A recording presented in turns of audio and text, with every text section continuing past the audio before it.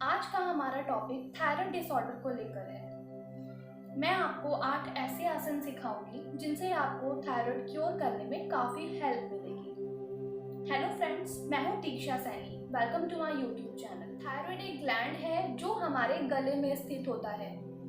Thyroid gland एक hormone बनाता है जिसे थायरोक्सिन कहते हैं। ये हमारी बॉडी में काफ़ी सारी चीज़ों के लिए रिस्पॉन्सिबल होता है, जैसे हमारी ग्रोथ, हमारा मेटाबॉलिज्म, यहाँ तक कि हमारे एनर्जी लेवल तक के लिए ये रिस्पॉन्सिबल होता है। थायराइड दो तरह के होते हैं, हाइपरथायरॉयडिज्म एंड हाइपोथायरॉयडिज्म। इसे कंट्रोल करना बहुत ज़रूरी है। ये 8 आसन आपकी काफ़ी हेल्प करेंगे थायराइड को कंट्रोल करने में। तो आइए शुरू करते हैं। पहला आसन है मर्जरी आसन। इसके लिए वज्रासन में बैठ जाएं और रिलैक्स करें। अब अपने हाथों को आगे शोल्डर लेवल पर रखें। अपने हाथों और पैरों में हिप्स के जितना गैप रखेंगे। इनहेल करते हुए हेड को ऊपर लेकर जाएं और कमर को आर्च करें। एब्डोमेन को एक्सपेंड करें। होल्ड करें 5 सेकंड्स के लिए। अब एक्सेल करते हुए हेड को अपनी चिन से लगाने की कोशिश करें और अपनी स्पाइन को ऊपर की ओर स्ट्रेच करें। एब्डोमेन को कॉन्ट्रैक्ट करने की कोशिश करें। होल्ड करें 5 सेकंड्स के लिए। इनहेल करते हुए सेंटर में आ जाएं और रिलैक्स करें। इस आसन को 3 से 5 बार रिपीट कर सकते हैं। दूसरा आसन है जानु शीर्षासन। इसके लिए दोनों पैरों को सामने की तरफ फैलाकर बैठ जाएं। हल्का सा हाथों से ज़मीन को दबाते हुए अपनी स्पाइन को लंबा और सीधा करने की कोशिश करें। लेफ़्ट नी को मोड़ते हुए लेफ़्ट पैर के सोल को राइट पैर के इनर थाई के पास प्लेस करें। अब इनहेल करते हुए दोनों हाथों को ऊपर उठाएं, स्ट्रेच करें और एक्सेल करते हुए हिप जॉइंट से आगे की तरफ झुकें। स्पाइन को सीधा रखें। फिंगर्स को इंटरलॉक करके अपनी एड़ी को पकड़ सकते हैं या फिर अपने पैर के बिग टो को भी पकड़ सकते हैं। अगर वो भी नहीं पकड़ पा रहे तो आप एंकल को भी ग्रैब कर सकते हैं। अपने हेड को पैर पर लगाएं। होल्ड करें नॉर्मल ब्रीदिंग के साथ। अब इनहेल करते हुए धीरे से ऊपर आएं और एक्सेल करते हुए हाथों को नीचे लेकर आएं। अब दूसरे पैर से करेंगे। राइट नी को मोड़ते हुए लेफ़्ट पैर की इनर थाई के पास प्लेस करें और नी को 90 डिग्री एंगल पर रखें। अब इनहेल करते हुए दोनों हाथों को ऊपर उठाएं, स्ट्रेच करें और एक्सेल करते हुए हिप जॉइंट से आगे की ओर झुक जाएं। स्पाइन को सीधा रखें। अपने पैर की या एंकल को पकड़ें। अपने हेड को पैर पर लगाएं, सर को ऊपर उठाएं, दोबारा इनहेल करें और एक्सेल करते हुए और आगे जाने की कोशिश करें। इनहेल करते हुए ऊपर आएं और एक्सेल करते हुए हाथों को नीचे लेकर आएं। रिलैक्स करें। इस आसन को आप 5 से 7 बार प्रैक्टिस कर सकते हैं। तीसरा आसन है सर्वांग आसन। इसके लिए पीठ के बल मैट पर लेट जाएं। अपने पैरों को मिलाकर रखें और हाथों को अपनी बॉडी के साइड्स पर रखें। अपनी बॉडी और माइंड को रिलैक्स करें। इनहेल एंड एक्सेल करते रहें। अब इनहेल करते हुए दोनों पैरों को ऊपर उठाएं और 90 डिग्री एंगल पर ले आएं। अपने हिप्स और स्पाइन को रोल करते हुए ऊपर की ओर उठाएं। अपने हाथों से अपनी बैक को सपोर्ट दें। एल्बोज़ को बेंड करके रखें। आपकी एल्बोज़ में शोल्डर लेवल जितना गैप होना चाहिए। धीरे से अपनी चेस्ट को आगे की तरफ पुश करें ताकि आपकी चिन और चेस्ट आपस में छू जाए। अपने पैरों की तरफ देखते रहें और एब्डोमिनल ब्रीदिंग करें। होल्ड करें 1 मिनट के लिए। अब यहीं से हम हल आसन में जाएंगे। एक्सेल करते हुए अपने पैरों को सर की तरफ लेकर जाएं। यहीं पर 1 मिनट के लिए होल्ड करें। अपने हाथों से बैक को सपोर्ट देते रहें। अगर आपको लग रहा है कि आप बैलेंस कर सकते हैं तो आप अपनी फिंगर्स को इंटरलॉक करके ज़मीन पर भी रख सकते हैं।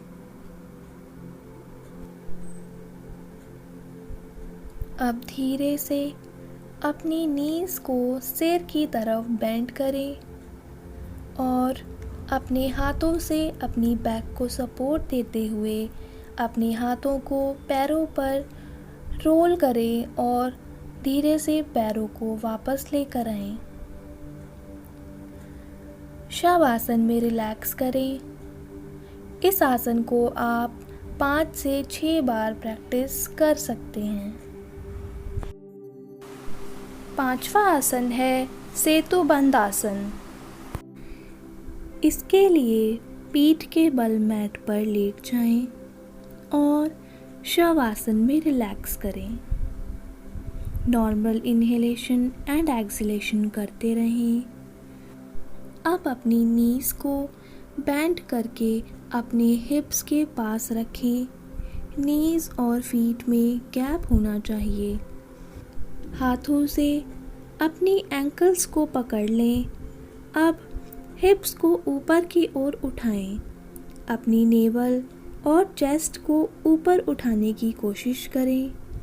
आपकी चेस्ट आपकी चिन को छू जाए। होल्ड करें 15 से 20 सेकंड के लिए। अगर आपको एंकल्स को पकड़ने में प्रॉब्लम हो रही है तो आप इस तरह से अपनी फिंगर्स को इंटरलॉक भी कर सकते हैं। अब बिल्कुल धीरे धीरे वापस आएं और शवासन में रिलैक्स करें। इस आसन को आप 3 से 5 बार प्रैक्टिस कर सकते हैं। 6वां आसन है मत्स्य आसन। इसके लिए दंडासन में बैठ जाएं।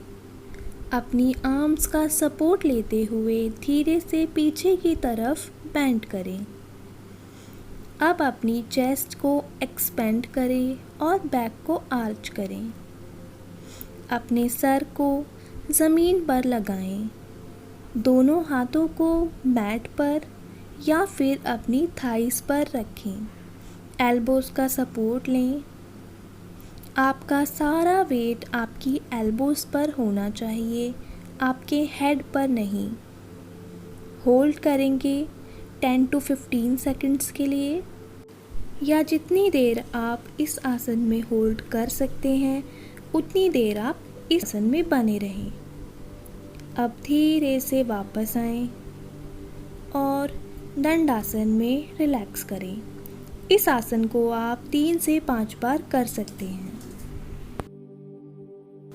7वां आसन है भुजंगासन। इसके लिए पेट के बल मैट पर लेट जाएं। पैरों को सीधा रखें और पंजों को मिलाकर रखें।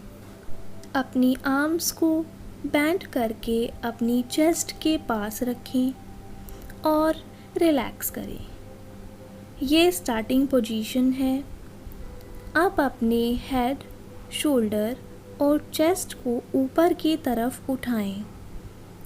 हाथों का सपोर्ट लें। एल्बोज़ को बेंड करके अपनी शरीर से चिपका कर रखें। शोल्डर्स को रिलैक्स रखें। अपनी नेक को थोड़ा सा पीछे की ओर लेकर जाएं और होल्ड करें 10 से 15 सेकंड्स या जितनी देर आप कर सकते हैं।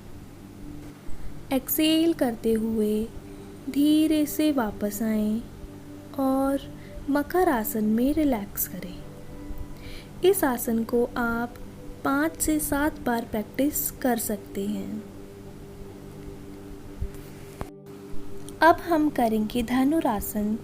इसके लिए पैरों को मिलाकर रखें और अपने हाथों को बॉडी की साइड्स पर रखें।